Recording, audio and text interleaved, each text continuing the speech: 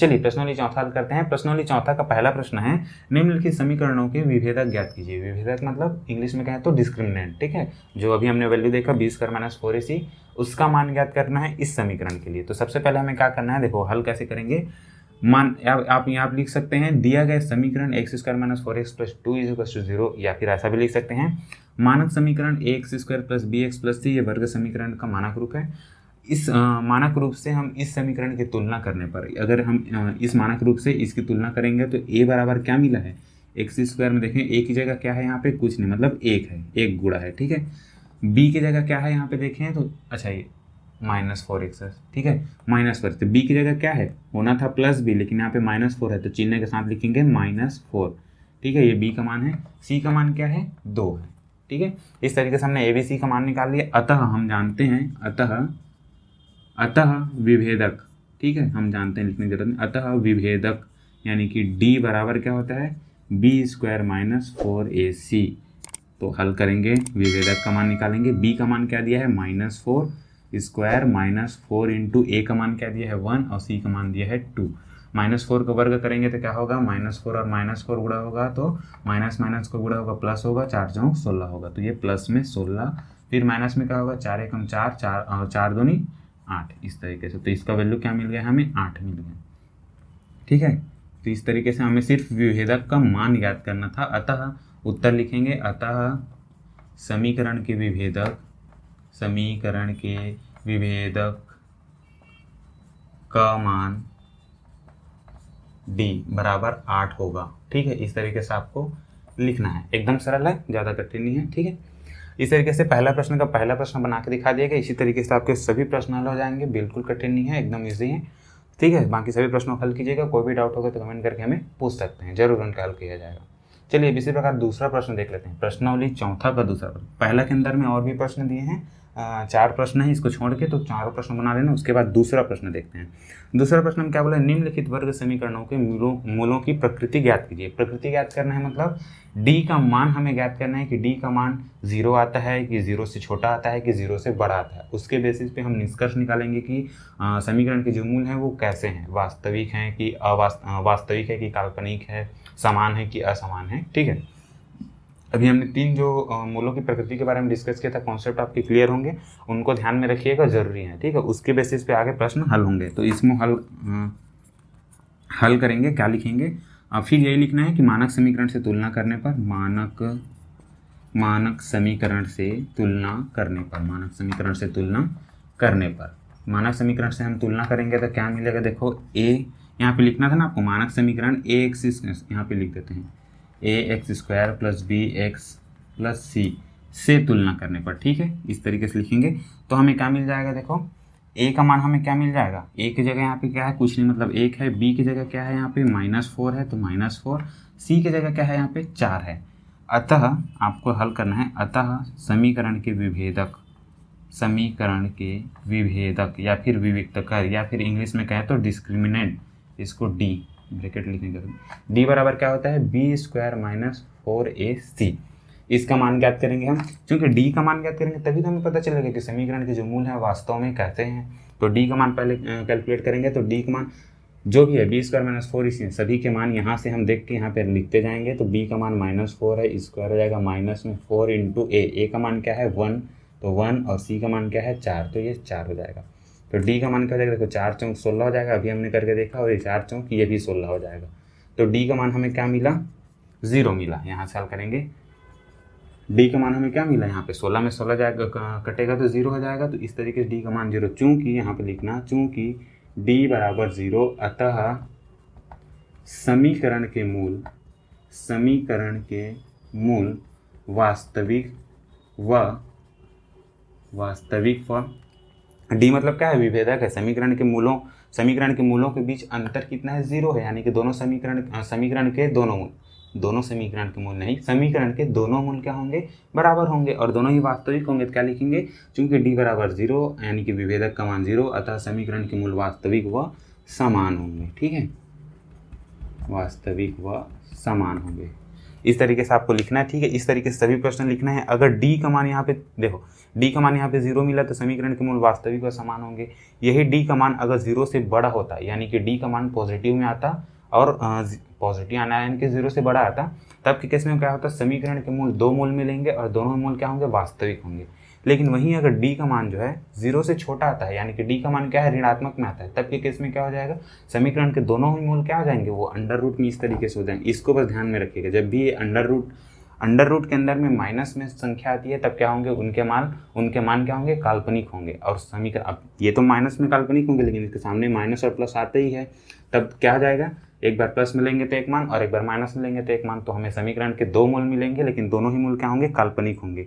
लेकिन यही अगर प्लस में होता है तब यानी कि डी का मान 0 से बड़ा होता है, तब क्या हो जाएगा, समीकरण के दोनों ही मूल वास्तविक होंगे, लेकिन दोनों अलग अलग होंगे, असमान होंगे।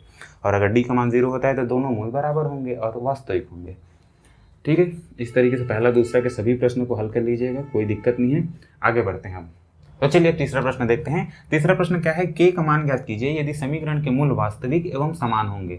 अब समीकरण के मूल वास्तविक एवं समान होंगे, उसके लिए कौन सा कंडीशन लागू होता है वो हमें अप्लाई करना है। उसके बाद हमें के का मान मिल जाएगा। इसको हल कैसे करना है, तो देखो सबसे पहले हम लिखेंगे दिया गया समीकरण।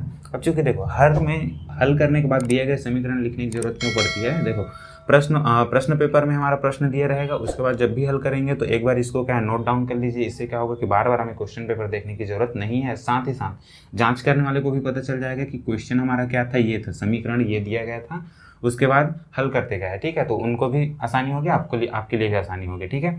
तो देखो दिया गया समीकरण करके हमने यहाँ पे नोट कर लिया। उसके बाद क्या करेंगे, मानक समीकरण x² + bx + c से तुलना करने पर a का मान, देखो जितना बार आप बार बार दोहराते जाओगे इस टॉपिक, अब मान लो इसको क्वेश्चन पेपर में हमें आंसर शीट में तो लिखना ही है, तो जितने बार इसको आप यूज़ करोगे, जितना बार आप इसको कॉपी में लिखने की प्रैक्टिस करोगे, पेपर में भी यानी कि आंसर शीट लिखते समय आपके लिए मददगार साबित होगी। यानी कि इसको लिखने में बिल्कुल भी कठिनाई नहीं होगी, क्या लिखना है, कैसे लिखना है, ठीक है। तो ज़्यादा से ज़्यादा बार बार लिखने की कोशिश कीजिएगा। मानक समीकरण से तुलना करने पर यहाँ पे देखें तो a बराबर क्या है, यहाँ पे 2 है, ठीक। अरे यार क्या हो गया, a बराबर यहाँ पे 2 है, b बराबर क्या है, यहाँ पे k है, और c बराबर क्या दिया है, 9/8 दिया है, ठीक है। अब क्या करेंगे, चूंकि देखो समीकरण के मूल वास्तविक एवं समान होंगे, तो यहाँ पे आप लिखेंगे चूंकि समीकरण के मूल वास्तविक एवं समान होंगे। वास्तविक एवं समान कब होते हैं भाई, समीकरण के मूल वास्तविक एवं समान होंगे। कौन से कंडीशन में होते हैं, अभी हमने देखा 3 कंडीशन, तीनों में से होंगे तब क्या हो जाएगा, डी का मान क्या हो जाएगा, 0 होता है, दोनों मूलों के बीच अंतर 0 हो जाता है। तब के केस में क्या होता है, जो दोनों मूलों के बीच अंतर अगर 0 है तब दोनों मूल समान होंगे और वास्तविक होते हैं, यानी कि डी बराबर 0 होंगे। अतः डी बराबर 0, यानी कि डी बराबर हम क्या ले सकते हैं, b² - 4ac बराबर 0 लेंगे। हल करते हैं आगे, ठीक है, इसके नीचे ही हल करना। अतः डी का मान, चूंकि देखो डी का मान 0 लेना है, अतः हम क्या कर सकते हैं, इधर b² - 4ac बराबर 0 ले सकते हैं। b का मान क्या दिया है, यहाँ पे देखो k दिया है, यानी कि k² माइनस में 4ac, यहाँ पे 4, a की जगह यहाँ पे 2 है तो यहाँ पे 2, c का मान यहाँ पे दिया है 9/8, तो 9/8 = 0। और कैसे हल करेंगे, तो देखो k² - 4 और 8, यहाँ पे देखो 4 दूनी 8 हो जाएगा और 8 8 कट जाएगा, 8 गुणा 9/8 बराबर 0।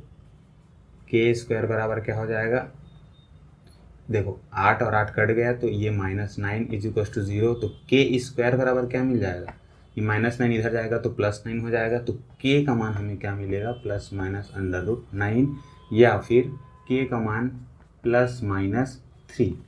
3 का स्क्वायर होता है, इस 9 को हम ऐसे लिख सकते हैं, 9 को क्या लिख सकते हैं, 3 का वर्ग लिख सकते हैं, तो वर्ग कट जाएगा तो क्या बच गया, 3। अतः k का मान ±3, या तो यानी कि k का मान +3 भी हो सकता है या फिर -3 भी, ठीक है। इस तरीके से तीसरा प्रश्न का हमने तीसरा प्रश्न देख लिया। इस तरीके से तीसरा प्रश्न में टोटल 6 प्रश्न दिए हैं, जिनमें से एक प्रश्न बना लिया, बाकी 5 प्रश्न आपसे आसानी से बन जाएंगे। खुद से हल करने का प्रयास कीजिएगा, बहुत सिंपल है, सभी प्रश्न बन जाएंगे। चलो चौथा प्रश्न देखते हैं। चौथा प्रश्न क्या दिया है, निम्नलिखित वर्ग समीकरणों को सूत्र की सहायता से हल कीजिए। कौन से सूत्र की सहायता से? तो चौथा प्रश्नावली शुरू करने से पहले हमने एक पहला ही कॉन्सेप्ट देखा था, श्रीधराचार्य सूत्र। सूत्र की व्युत्पत्ति भी करके दिखाया गया था। तो उस सूत्र की सहायता से हम इसको हल करेंगे। हल करेंगे मतलब x के मान ज्ञात करना है, ठीक है। सबसे पहले लिखेंगे दिया गया समीकरण को लिख लेंगे। उसके बाद मानक समीकरण x² + bx + c से तुलना करने पर a b c का मान क्या हो जाएगा, यहाँ पे फटाफट देख लेते हैं। a का मान हो जाएगा 9, b का मान क्या हो जाएगा 7 और c का मान क्या हो जाएगा -2, ठीक है। अतः श्रीधराचार्य सूत्र से सूत्र को लिख लीजिएगा एक बार। श्रीधराचार्य सूत्र से x का मान क्या होता है -b ± √b² - 4ac। सभी प्रश्नों को हल कीजिएगा। सभी प्रश्नों को अगर हल करेंगे उससे क्या फ़ायदा होगा कि इस सूत्र को हम बार बार यूज़ करना पड़ेगा हमें उस सभी प्रश्नों में। तो सभी प्रश्नों में बार बार यूज़ करेंगे तो ये आसानी से याद हो जाएगा। तो बस यही उपाय है, ज़्यादा से ज़्यादा प्रैक्टिस कीजिएगा। चलिए हल करते हैं। x का मान क्या हो जाएगा, x बराबर प्लस माइनस में b यानी कि माइनस, देखो माइनस है ही इसमें। अगर किसी केस में अगर b का मान जो है माइनस में आता है तो ये b का मान है, यहाँ पे माइनस है उसके बाद -7 लिखना, ठीक है। इन केस अगर b का मान निगेटिव में आता है, लेकिन यहाँ पे b का मान क्या है पॉजिटिव में है, तो इसको हम पॉजिटिव में ही लिखेंगे। माइनस तो रहेगा ही, उसके साथ में b का मान क्या है 7, तो यहाँ पे 7 हमने लिखा। इसको ऐसे लिखते हैं ± √b² - 4ac। b² का यानी कि 7 का स्क्वायर माइनस में 4 × a का मान है 9, तो यहाँ पे लिख देंगे 9 और c का मान क्या है -2। जब भी माइनस में आता है कोई मान तो उसको ब्रैकेट में लिख दीजिएगा। उसके बाद नीचे में 2 × a का मान क्या है 9। हल करते हैं इसको आगे। तो x बराबर क्या हो जाएगा -7 प्लस माइनस अंडर रूट में अगर देखें तो 7 सत्ते ये हो जाएगा 49, माइनस में माइनस और प्लस को गुणा हो जाएगा, सॉरी माइनस और माइनस को गुणा हो जाएगा तो प्लस 9 चौक क्या हो जाएगा 36 और 36 दूनी क्या हो जाएगा 72। आप गुणा करके देख लीजिएगा। ये इस तरीके से ये हो गया मान, और नीचे में क्या हो जाएगा 2 × 18, ये हो जाएगा 18। आगे इसको हल करते हैं। x का मान क्या हो जाएगा -7 प्लस माइनस। अब इन दोनों को वैल्यू को जोड़ेंगे तो क्या मिल जाएगा, देखो 9 और 2 11 हो जाएगा, तो 11 के 1 हासिले 4 और 7 11, 11 और 1 12, 121 बटे में क्या आ जाएगा 18। इसको और आगे हल करेंगे तो x बराबर क्या हो जाएगा -7 प्लस माइनस। अब देखो ये जो 121 है किसी संख्या का वर्ग है क्या, ध्यान दीजिए। 2 दूनी क्या होता है 4, 3 × 9, 4 चौक 16, 5 × 25, 6 छक्का 36, 7 सत्ते 49, 8 अट्ठे 64, 9 × 81, 10 × 100 और 11 × 11 121। तो 11 और 11 का गुणा करते हैं तो 121 आता है, यानी कि ये 11 का वर्ग है। हम क्या लिखेंगे √11 का वर्ग, या फिर 11 को सीधा सीधा हम बाहर कर लेते हैं, ठीक है। ये हो जाएगा इसका आंसर, सॉरी आंसर नहीं है, अभी 11 आ जाएगा, बटे में आ जाएगा 8। इसके आगे थोड़ा सा और हल करना है। हम क्या करते हैं इधर को मिटा लेते हैं। x का मान क्या मिला, x बराबर हमें मिला है -7 प्लस माइनस 11 डिवाइड बाई 18। अब क्या करेंगे, एक बार प्लस चिन्ह लेने पर और एक बार माइनस चिन्ह लेने पर, तो x के हमें 2 मान मिल जाएंगे। यहाँ पे हम लोग लिखेंगे माइनस चिन्ह लेने पर, ठीक है। एक बार प्लस एक बार माइनस लेंगे तो 2 मान हमें मिल जाएंगे x के माइनस चिन्ह लेने पर। डिवाइड कर देते हैं तो x का मान क्या मिलेगा जब प्लस लेंगे -7 प्लस 11 डिवाइड बाई क्या हो जाएगा 18। बड़ा जब भी प्लस माइनस होता है तो बड़े में छोटे घटा दो, 11 में 7 जाएगा तो 4 चिन्ह कौन सा बड़ा वाला, तो ये हो जाएगा 18। 4/18 यानी कि इसको क्या कर सकते हैं 2 दूनी 4 और 9 दूनी 18। तो x के हमें क्या मान मिले, x बराबर मिला हमें 2/9, ठीक है। x बराबर 2/9 और वहीं अगर माइनस लेते हैं तो क्या मिलेगा देखते हैं -7 माइनस में 11 डिवाइड बाई 18। ये एक बार प्लस माइनस था तो एक बार प्लस एक बार माइनस ले लिया, माइनस माइनस है दोनों जुड़ जाएगा तो ये हो जाएगा 11 और 7 क्या होगा 18 डिवाइड बाई 18। तो ये मान क्या मिलेगा हमें 18 एकम, तो मान क्या मिल जाएगा हमें x बराबर -1, ठीक है। इस तरीके से हल करना है। अतः नीचे में उत्तर लिखेगा, अतः समीकरण के हल x बराबर 2/9 व -1 होंगे, ठीक है। इस तरीके से आपको आंसर लिखना है, उत्तर यहाँ पे लिखना है, ठीक है। इस तरीके से चौथा का पहला प्रश्न हमने देख लिया, पहला प्रश्न देख लिया। और भी इसमें 10 प्रश्न दिए हैं टोटल, तो बाकी के 9 प्रश्न भी आप हल कर लीजिएगा। ज़्यादा कठिन नहीं है, एकदम आसान है, ठीक है। गुणनखंड से हमने वर्ग समीकरण से समीकरण को हल करना देखा, हमने क्या देखा था सर्व समीकरणों को प्रयोग करके वर्ग समीकरण को हल करना देखा, गुणनखंड का प्रयोग करके हल करना देखा। अभी हमने क्या देखा, सूत्र की सहायता से कैसे हल करते हैं ये भी देख लिया। ठीक है, इस तरीके से प्रश्नावली चौथा खत्म होता है। प्रश्नावली पांचवा की तरफ बढ़ते हैं। तो प्रश्नावली 5 शुरू करने से पहले एक छोटा सा कॉन्सेप्ट है, इसके बारे में देख लेते हैं। इसी कॉन्सेप्ट के बेसिस पे प्रश्नावली 5 का पूरा प्रश्न है, तो इसको समझ लेते हैं। इससे समझने के बाद हमारा प्रश्नावली 5 आसान हो जाएगा। तो देखिए, जब हमने बहुपद चैप्टर पढ़ा था तब एक छोटा सा टॉपिक पढ़ा था, बहुपद के जो शून्यक होते हैं वो और गुणांकों के बीच संबंध। बहुपद के शून्यक और गुणांकों के बीच संबंध। बहुपद के शून्यक यानी कि बहुपद में x की जगह जो वैल्यू रखेंगे या फिर चर राशि की जगह जो वैल्यू रखेंगे उससे बहुपद का मान 0 हो जाता है, वो बहुपद के शून्यक कहलाता है। और चर राशि के गुणांक यानी कि जैसे कि यहाँ पे x² और x है, तो इनके जो गुणांक हैं वो और ये अचर राशि, इनके बीच संबंध क्या होता है हमने देखा था, उसी से रिलेटेड है ये भी। जैसा वहाँ पे सेम टू सेम था वैसे ही सेम यहाँ है। वहाँ पे हमने बहुपद का शून्यक बोला था और यहाँ पे हम क्या कहेंगे, उसे समीकरण के मूल कहेंगे, बस यही फर्क है, बाकी एकदम सेम टू सेम है। अगर आप वो पुराना लेक्चर भी देखना चाहें तो उस वीडियो का लिंक नीचे डिस्क्रिप्शन में मिल जाएगा, आप चाहें तो वो वीडियो भी एक बार देख सकते हैं। तो वहाँ से हमने क्या देखा था उसके बाद आगे हल करते हैं, क्योंकि अगर फिर से वही टॉपिक का कवर करेंगे तो वीडियो काफ़ी लंबी हो जाएगी। देखो वहाँ हमने क्या देखा था, हमने देखा था यदि कि देखो सबसे पहले हम क्या करते हैं कि मानक समीकरण, ये जो मानक समीकरण है इसके दो मूल अल्फा और बीटा मान लेते हैं। जैसे एक तक का दो मान मिलता है, उन मानों को हमने क्या मान लिया, मान लें कि पहला जो मान मिलेगा वो अल्फा और दूसरा जो मिलेगा वो बीटा है।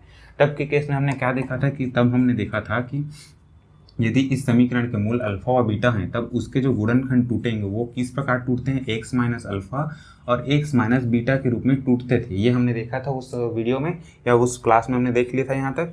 जब इस समीकरण के जो दो मूल हैं वो अल्फा और बीटा होंगे तब के केस में क्या होगा, इनका जो गुणनखंड होगा x माइनस अल्फा और x माइनस बीटा होगा।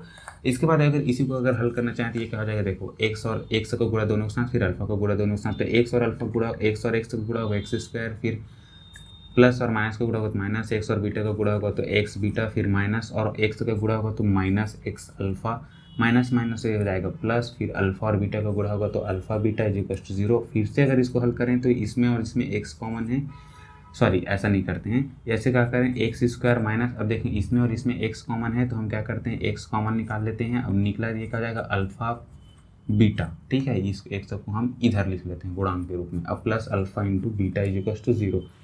ये हमने इसको शॉर्ट फॉर्म में इसको हल कर लिया इस तरीके से। अब देखो एक और है मानक समीकरण जो है ax² plus bx plus c is equal to 0 जो है यहाँ पे, अगर हम देखें इसमें अगर पूरे समीकरण में a का भाग दे दें, यानी कि समीकरण के दोनों पक्षों में a का भाग दे दें, तब के केस में क्या हो जाएगा, हमें यहाँ पे ax² अपॉन में a प्लस bx अपॉन में a प्लस c अपॉन में a इज इक्वल टू 0।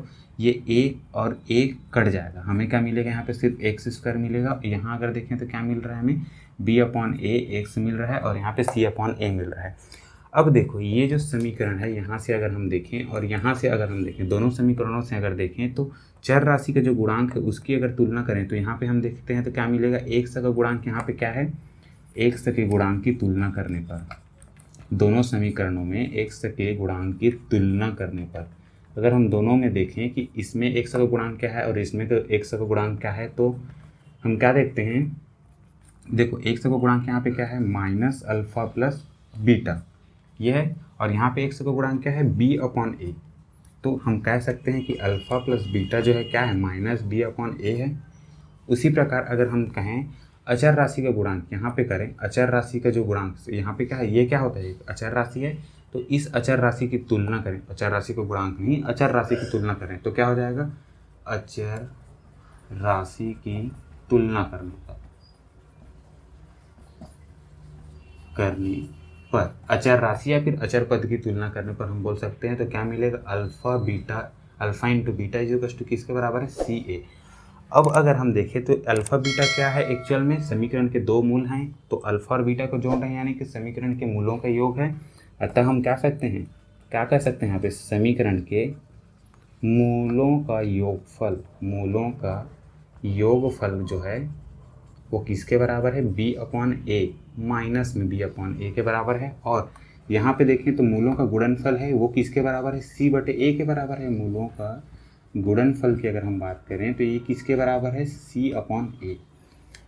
ठीक है, ये जो दो टॉपिक हैं, दो तो छोटे छोटे फॉर्मूलाज हैं, दो तो छोटे छोटे सूत्र हैं, इनको आपको ध्यान में रखना है। मूलों का योगफल की अगर बात करें तो मूलों का योगफल बराबर -b/a और मूलों का गुणनफल की बात करें तो क्या हो जाएगा c/a के बराबर मिलेगा। ठीक है, तो ये दो छोटे छोटे सूत्र हैं, इन दोनों सूत्रों को अच्छे से याद रखिएगा। इन्हीं दोनों सूत्रों के बेसिस पे प्रश्नावली 5 के पूरे प्रश्न हैं। तो एक काम करते हैं, चलिए प्रश्नावली 5 के प्रश्न करते हैं। अच्छा, एक और छोटी सी बात है, इसको भी यहीं से समझ लेते हैं। प्रश्नावली में कुछ इस प्रकार के भी प्रश्न मिलेंगे। यदि प्रश्न में दे दिया है कि समीकरण के दो मूल दे दिए हैं, यानी कि दोनों मूलों का मान दे दिया है और बोल रहे हैं कि समीकरण के दो मूल ये हैं, तो समीकरण ज्ञात कीजिए। तो हमें समीकरण निकालना है। जैसे कि अभी तक हमने क्या किया, समीकरण दिया रहता था, फिर समीकरण को हल करके x के मान निकालते थे जो कि समीकरण के मूल कहलाते थे। लेकिन प्रश्न उल्टा है, यदि समीकरण के मूल दे दिए हैं तब समीकरण बनाइए। तब क्या हम समीकरण बना सकते हैं? हाँ, बना सकते हैं। देखो कैसे, अगर समीकरण के मूल दिए हैं तब हम अल्फा और बीटा, यानी अल्फा और बीटा के दो मान दिए हैं, तो उन दोनों मानों को जोड़ के यहाँ पे रख सकते हैं और दोनों को गुणनफल करके यहाँ पे रख सकते हैं। तो यहाँ पे एक वैल्यू और यहाँ पे एक वैल्यू मिलेगा, तो ये एक समीकरण बन जाएगा। ठीक है, यानी कि अगर प्रश्न में दे दिया है कि समीकरण के मूल दिए हैं, समीकरण ज्ञात कीजिए, यानी कि समीकरण बनाना है, तब के केस में हम क्या कर सकते हैं, यदि समीकरण के मूल अल्फा और बीटा दिए हैं तो समीकरण के दोनों मूलों को जोड़ के यहाँ पे रख दीजिए और यहाँ पे क्या कर सकते हैं, दोनों को गुणा करके रख सकते हैं, तो हमें एक समीकरण प्राप्त हो जाएगा। सिंपल है। ठीक है, इस तरीके से हल करना है। प्रश्नावली 5 में है ऐसे प्रश्न, तो प्रश्नावली 5 हल करते हैं। तो चलिए अब देख लेते हैं कि ऑनलाइन क्लासेस के नोट्स आप कैसे प्राप्त कर सकते हैं। इसके लिए आपको क्या करना है, वीडियो के नीचे डिस्क्रिप्शन में हमारे टेलीग्राम ग्रुप का लिंक दिया गया है, वहां क्लिक करके आप हमारा टेलीग्राम ग्रुप ज्वाइन कर सकते हैं।